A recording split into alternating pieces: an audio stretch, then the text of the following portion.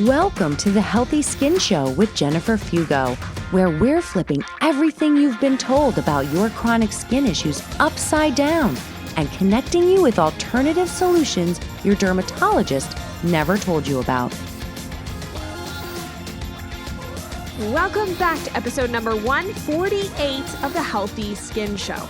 In today's episode, I'm actually going to have a client share her story with you. She's a psoriasis warrior, and she's going to talk about the things that she was going through before, during, and after working together. And the reason that we decided to sit down and do this interview is because, frankly, my client, her name's Lisa, whom you'll meet in a few moments, she felt like there just isn't a lot of hope going around. And a lot of times people feel like they get backed into a wall with psoriasis where you either are meant to just suffer and get worse, or you could take serious medications that you might not be comfortable with.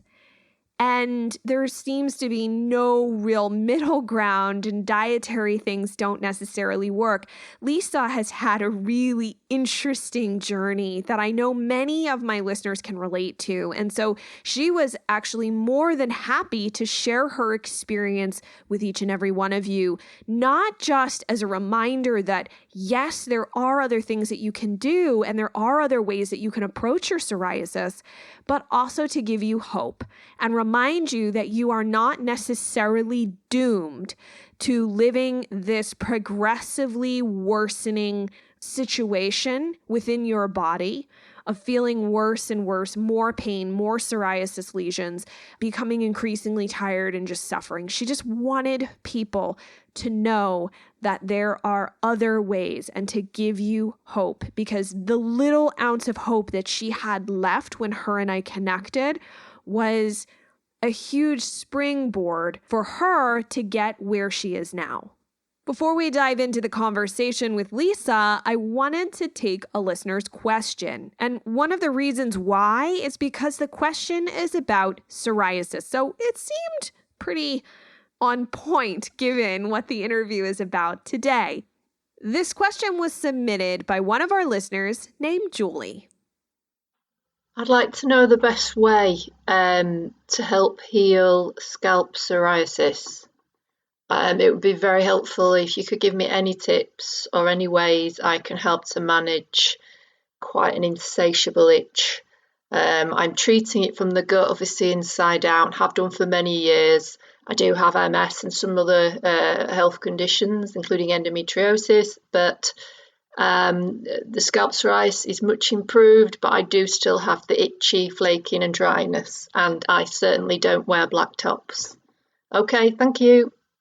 Thank you so much for taking the time to leave a question, Julie. I really appreciate it. And it's a good question because a lot of times people will have a certain type of psoriasis, or they have psoriasis in an area, whether it's their hands or their feet or their legs or their scalp. And we get to wondering what could possibly help this particular situation. Now, here's the thing. Lisa today, who's my client and our guest, is going to be sharing her experience dealing with psoriasis, especially that affected her hands.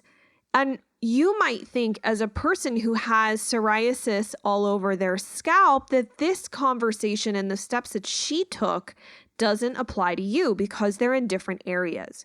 And what I can tell you is that this is a very common mistake, because we think that the area that our rashes exist, that there must be a different approach for how to address them. And in reality, there's not. The itchiness is actually more important than where your psoriasis is. And that's an important point, in that a lot of the information that I discuss on the Healthy Skin Show is applicable to you, even if we don't specifically call out scalp psoriasis.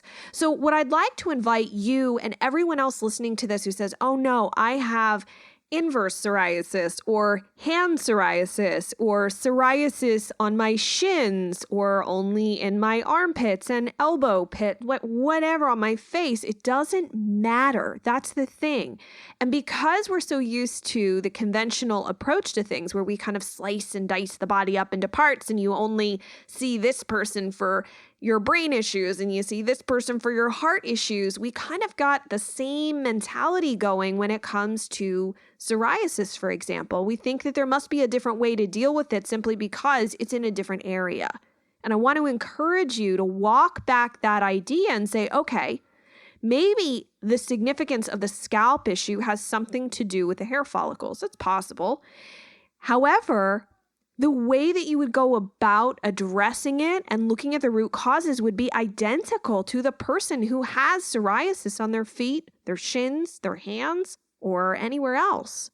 Since that's the case, I want to share with you guys one of my brand new guides that will help you figure out what some of those root causes are. And yes, it's important to think about working on your psoriasis from the perspective of the gut. That is certainly important. However, the way that you deal with your gut, I've found a lot of times people do the steps out of order and they don't really know what's going on. And so this e-guide, it's called the Skin Rash Root Cause Finder, is a really great way to help you pinpoint and narrow down where you need to work on things.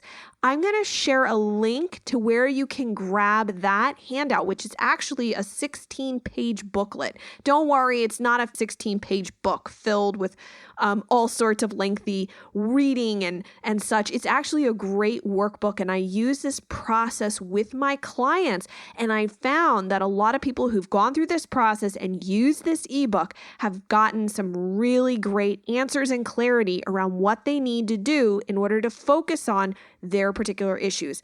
But I will say this one thing. Chronic itching typically is indicative that there is some sort of thing going on with some hidden bugs under the surface. And the best place to look is in your GI tract. And I would highly suggest look for H. pylori and then look for other bugs that should not be hanging out or maybe are overgrown within the GI tract. All right, I think now would be a great time to transition over to my interview with my client, Lisa Stodola. Hi, everyone. Welcome back. Today, I have a very special guest. And my guest is someone who I am so grateful for her being here because she's actually one of my clients. And she asked if I could share her story because her journey with psoriasis has been one that has definitely hit some pretty low lows. And she's dug herself out of those lows. It's not to say that she's 100% perfect, but she's come to a much different place and wanted to share her experience with you. And I'm so grateful that she's willing to do that. Her name is Lisa Stodola, and she is a stay-at-home mom of 2 kids, a girl 9 and a boy 8. She loves photography, being outside, traveling, spending time with her husband and her husband's large family, as well as friends. And we were just talking a moment ago about our mutual love of hot weather, and because she lives in the Midwest where winter is long and summers are never enough. This is a really great treat as we're sitting here getting to record this as the seasons begin to change to those warmer times. So Lisa, thank you so much for being here and sharing your story with us. Thank you for having me. I'm excited. So I want to just dive right in, and I think you are the best person to tell your story of where did psoriasis begin for you? Right after I had my daughter, I had noticed a patch of skin. This was back in 2011 on my hand that was dry. It was just always dry. It wasn't getting better. And after a couple months of that, I finally went to see a dermatologist, and they had said that I actually had eczema. And so for 6 years, I thought I had eczema. And then it was getting worse and worse and worse. And I finally got a skin puncture test back in, I believe it was 2017. And that's when they had discovered that it was actually psoriasis. And so were they like, oh, oops, you have psoriasis this whole time? Nope. No. They're just like, that's what you have. Sorry. Mm.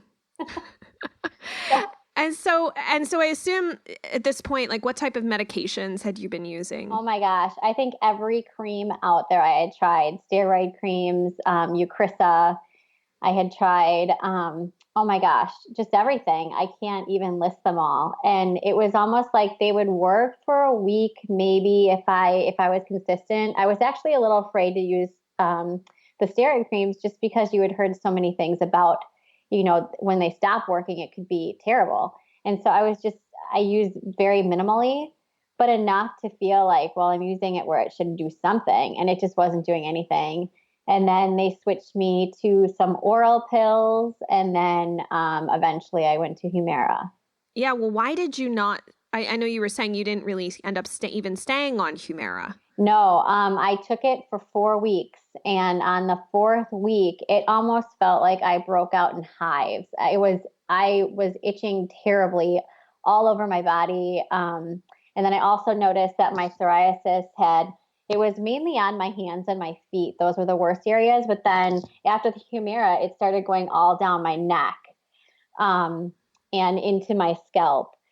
And after that reaction, I couldn't stay on it. I mean, we all know if you're suffering from this, that itching can drive you mad. Yeah. So I went off it. And after that, I started trying to do my own research on how to help my psoriasis. Well, and so it was interesting because you had sort of exhausted, at least you felt you had exhausted the conventional medicine options. And so you're like, okay, I got to figure this out. There has to be something else. And so the first thing I would assume that you probably went is looking at your diet. My diet. Yep. And I had nothing against dermatologists, but I had asked several times, if I could do anything with my diet. And I was just always told no, there's no research to say that you could change your psoriasis through your diet. And so I just kind of put that out of my mind. But then when you're at your last straw, because the next thing they wanted to put me on was methotrexate, which I wasn't going to do anyway. I knew that. So then I thought, well, my last chance is diet. And of course, I scoured through YouTube and anything I could find. And there was a lot of research saying that if I went vegan, that it was the holy grail. Your psoriasis is going to go away. So I did that. And it ended up being very bad for me. Well, so we say this with love and respect to other people that maybe this does work for, but this is Lisa's journey. And it's important for people to hear that a diet that works for some people may not be the best for you guys. So Lisa, do you mind sharing what happened with your diet? So you went vegan and you also started eliminating other foods as well. So do you want to talk a little bit about that? Yeah, it started out with just eliminating my dairy and all meat protein type. Well, I still had legumes.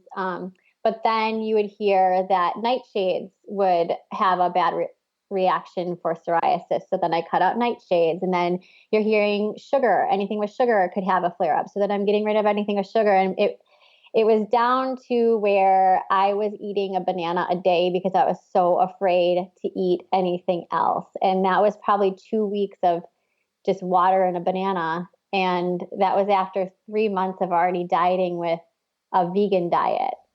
So yeah, it got pretty bad pretty quickly. And then the depression started even worse. And it got, like you said, pretty dark. I was in a pretty dark place. Yeah. And I remember when we first spoke and your husband was with you on the call and you guys were clearly very motivated to try and sort this out. And I was like, no, you can eat other foods. I want you to start eating more food.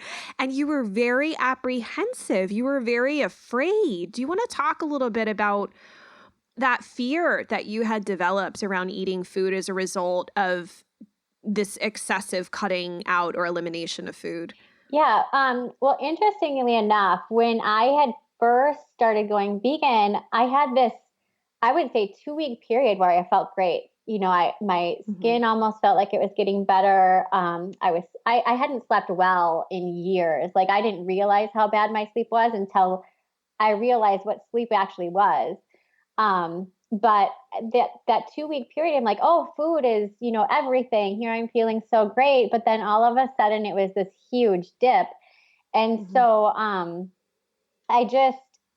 thinking, well, if food can have that big of effect on me, well, then, if I eliminate more and more and more, I'm going to feel better again until the point where you just eliminate so much that you're depleting your body of everything it needs. And you don't even, I mean, I think you're so afraid that you're going to get that itching and it's going to spread. And that this fear that if I eat this and I have the reaction of my skin getting worse, that it's like, okay, I'd rather not eat and just, and have my skin better or not itch. I think that the itching to me it was maddening. Yeah. So I thought I can just eliminate anything and then I'm going to at least not itch anymore.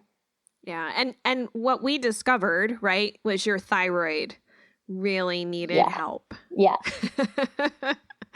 Yeah. It needed a ton of help. And some of you might remember I actually talked about a client in the Thyroid and Psoriasis Connection podcast, and that was Lisa. Yes, it was. Yeah. She was like, yes, please share about my experience. Her TSH was at 33, which optimal is considered in functional medicine to be between 1 and 2. So it's a pretty sizable. I'd never seen someone's TSH that high. 8 was the highest I had ever seen in the past. And so I was taken back and I said, Lisa, you got to go to a doctor. You need to get some medication here. We need to get this. And we also found a lot of nutrient issues and, also encouraging you to look at this from a different perspective. And so do you want to talk a little bit about how you shifted, so to speak, from just being food focused to looking more at root causes? Yeah. Well, mainly it was obviously through speaking with you and realizing that protein was a huge thing for me, because I think once you told me to get that 70 grams of protein per day, at least that I would say it was even at about 2 weeks later, maybe even before that, it was just noticeably night and day. My energy came back a little bit more. I was sleeping better. Just a lot of different things. So just getting the protein, and then we talked about vitamin D, vitamin A, and just getting my body to process the food was huge. When you started putting me on the regimen of fixing my gut, that too, it was, I would say within 2 weeks when I started on my first protocol, I was seeing a lot of difference, maybe not necessarily in my skin yet, but in the way I slept and feeling like I had more energy during the day, and just, you kind of want to start spending time with people again. Whereas before, all you want to do is lay in bed and just be alone. Yeah. So yeah, those kind of things were the first noticeable things that I noticed. I think when you're going into it, you want to notice your skin improving first. But I think once you realize that you can improve the other things, you're willing to deal with your skin and wait it out until it starts to improve. Yeah. So it was sort of like the skin needed other things to correct or rebalance before it could do its thing. And so with that said, I mean, right now, where are you? I think people are probably going to want to know, like, where are you with your psoriasis and your health at the moment? So this is, we're looking at you. So this is about what, 6 to 8 months later? Yeah, right around there. Yep. Yeah. So since we met, it's been to about 6 to 8 months. So where are you now? Yeah. Well, I mean, if I could do it in percentage wise, I would say I'm right at around 90% better. I still have days where, and as you know, my thyroid is still not on track. So there are days where, especially on my hand, it'll get super dry. And then I just make sure I increase my water, my breathing, just different things that I try to do to cope with that. But it's never been where it was back in August and September of last year, which is where I think I was at my peak of feeling terrible. And can I ask from an emotional standpoint, what's the shift there? Because I mean, when we first talked, and I can understand why your husband was so concerned, you sounded like you were kind of standing on an edge, really weak, really uncomfortable. And then when I spoke with you, I think it was maybe a month later, I was like, wait, are you the same person? Yeah. Like, so much had changed, the sound of your voice, the strength in your voice. So how has that shift been for you? I think, honestly, just getting sleep. I think when you're woke up constantly with your skin itching, and the sleep part for me was the first step to mentally feeling better. And when I noticed that shift, I think everything else kind of fell into place for me. Like, oh, I can get through this. I want to wake up and spend spend the time with my kids, and I have the energy to do that. And I think once you start building on just even that one simple thing, I think it lines you up, and you can kind of see this brighter picture at the end. Exactly. So I think honestly, the sleep for me was the first thing that made me mentally shift. And realizing that breathing was a big thing. I didn't realize I never focused on that really before. And I think for me, the breathing when I was feeling stressed out, just to take a couple minutes for myself and just breathe through it. And then all of a sudden you can kind of come out of that slump that you were in. And it sounds so weird. I think a year ago I'd have been like, whatever, breathing is not going to help me. But it certainly did. Yeah, learning those tools they're incredible life skills in a sense. And we do a lot of times blow them off because we go, well, it's free. It's breathing. Like you said, like we do that. I just do that. Right. And I don't feel any better. But it's more, there's a sense of presence and consciousness in what you're doing. You are being intentional, right? In being focused on your breath. And also too, for those who are listening who want to check out some breath practices, I do have a great podcast episode about that has 3 tutorials in it. So I'll make sure to share that in the show notes. And that might be a really helpful tool for everyone. And so I'm really glad that we were able to help you really truly shift things. I mean, the 90% shift is amazing because quality of life is probably a lot different now than it was last year. Absolutely. If my husband were here right now, he'd come in and thank you. He'd be like, thank you. I have her back. Yeah. So for people who are listening to this, who feel like they have no other options, they've tried or they're in the process of trying all these drugs, maybe they've dabbled with their diet or they have tried AIP and vegan and all these different diets and seen no hope. What would you say to somebody who's feeling like they're almost like damned and stuck with this awful issue for the rest of their life? Yeah. Do some testing. I mean, work with you obviously if you can, but if you can't, at least get some testing done, just to see where your levels are at with your vitamins, your minerals, your thyroid. I think you've touched on this many times, as many people go with thyroid issues thinking it's just depression or they just have trouble sleeping. And I think if you have a thyroid issue and you don't even know it, and they're just testing you for the minimal of what they can test you for, that might be a huge component right there. So I think testing, you certainly taught me that you can find out a lot through that. Mm-hmm. And you can see major changes once you can put those back into your body. Mm-hmm. Another one was I think it was on your page, you had your stomach acid test. And that's another thing that's free. Just find out if you have stomach acid to take care of your food and process it. And that I had none. At least I mean, according to the test, I didn't have any. So, yeah.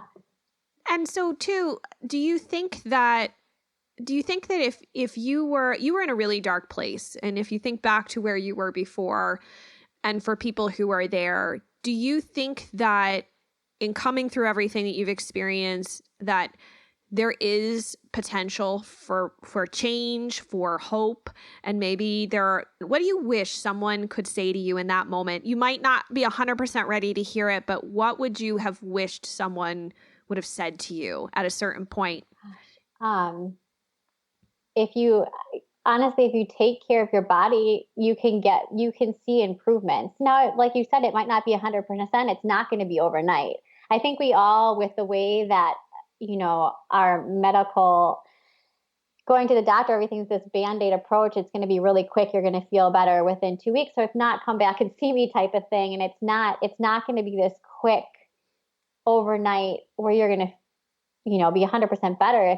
Just give yourself the time. I think too, is because when you're in such a dark place, you feel like you just need relief immediately. And I think if you can give yourself that grace to just slowly start noticing the things that you're going to feel better with, Don't expect to feel better overnight, and be okay with these small changes. And I think if somebody would have told me, just focus on little things, don't focus on the big picture. Because if you focus on your skin, you're never going to get there, because it's not going to be this where you're seeing this huge result quickly. It's going to be, like I said, you're going to notice in your sleep, you're going to notice it with your energy, in other things, and then you'll get there. And I think I just wanted a quick result, and that's not how it's going to work. No. And it's interesting too, because the body, when you think about it, you were struggling with this for a really long time. You also thought you had eczema, and you did not. Yeah. They are different things. They're different beasts. There's some similarities, but for the most part, they're different. And I think that the one thing I really appreciated about you and your willingness to share your story is that you want to help people feel hopeful, that there is a possibility out there. Any thoughts on, like, maybe a final thought on, I know sometimes people wait a really long, like they literally are like, I have exhausted every option and only now will I ask for help. Do you think what do you think about that type of approach? What would you tell someone? I think I get it to an extent, because psoriasis and eczema, because it's so visual, people can see it. I think you kind of close in upon yourself, and you don't want to tell people that you have it. I wore like a glove. I know you wore gloves too, everywhere, because I did not want to shake somebody's hand or have anyone see just how raw my hand was. And I think that embarrassment keeps you from talking to people, and it keeps you from realizing that, like I said, if you can take the time and get some answers about like your lab test or something, that there is definitely hope. But I get how you try to exhaust, maybe what your dermatologist is telling you that you can take to help these things. And you're hoping that one of these, just one of them, is going to be that miracle that's going to help you. And sometimes it's just not going to work. And there is another way. And do some research on your own too. The podcasts for me were wonderful, because you did have people on, even other doctors that came on that had either eczema or psoriasis, that would talk about it. And I think that was really helpful. Like I said, you put another face with what you're going through, and that was helpful too. But when you're just starting out and you've exhausted everything, or you just, it's hard to put yourself in the place that you're willing to talk about it. And I think there's so many people, we don't even realize it, that have eczema and psoriasis, because we're all hiding it. And it's okay to share and let other people know, so that you can, maybe meet that magical person that leads you in the right direction. For me, it happened to be my mom talking to a stylist, and then I had that stylist get me in touch with a nutritionist, and that nutritionist giving me your name.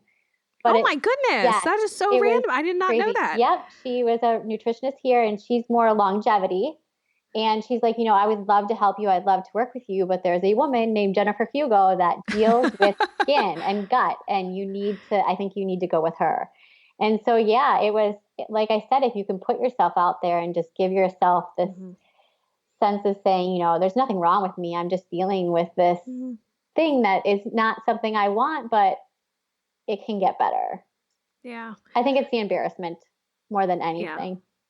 Yeah. And I want to thank you so much for your courage, because it does take a lot of courage to come on a podcast. I know that you're not used to doing this type of thing, and to share your story and be so forthcoming about the ups and downs, because you flat out told me, you're like, no, I want to make sure that I help somebody. I want to make sure that someone hears my story so that they don't give up. And there are people that give up, and it breaks my heart. It's so sad. And we want to make sure that people know that there are other options out there, that you can investigate other things. You don't have to feel stuck with just food as the only intervention once you've exhausted everything else at the dermatologist office. And, I just thank you so much. Thank you so much for being here. I really appreciate it. Thank you for having me. Thank you for letting me share my story. I appreciate that a lot. I've gotten so many requests from listeners looking for and wanting psoriasis success stories. And so it just happened to turn out that Lisa was open to the idea of coming on the show and sharing her story. And I'm so grateful that she did. And especially if you are one of those psoriasis warriors where you're really feeling hopeless, it's my wish that this episode will give you hope. That it will remind you that you just have to keep going, even through the roughest and darkest of days, that it is possible. And that you don't necessarily need to go it alone.